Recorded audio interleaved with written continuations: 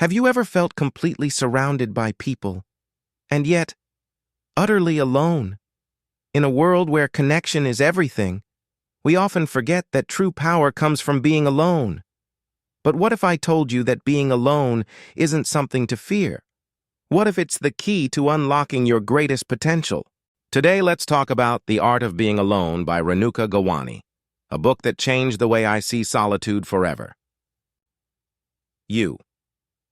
Most of us grow up believing that being alone means something's wrong. That loneliness is a sign of failure.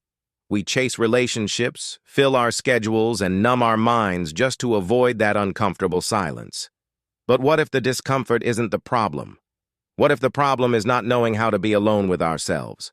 Think back to a moment when you were in a crowded room but felt invisible, empty. It's that feeling of being disconnected from yourself.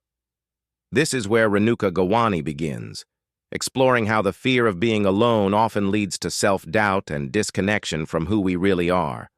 Step 2. The power of solitude. But here's the truth. Solitude isn't the enemy.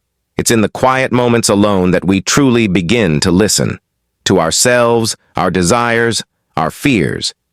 It's in those moments that we find our inner voice. Imagine being in a room. No distractions, no noise, just you. What if I told you that this very space could be where you finally find peace?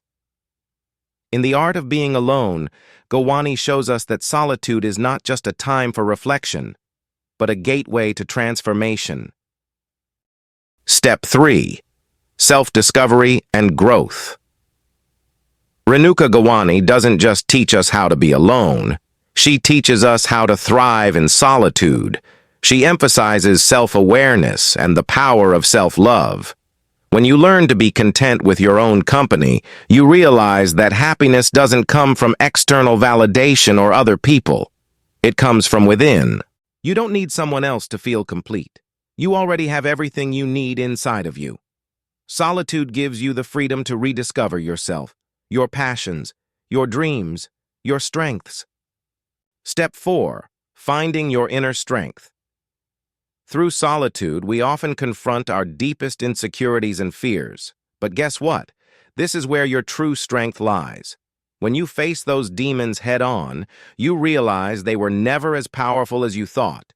Gowani encourages us to embrace the discomfort of being alone, because in it lies the power to overcome, to heal, and to grow. Let me ask you, when was the last time you truly sat with your thoughts without distractions?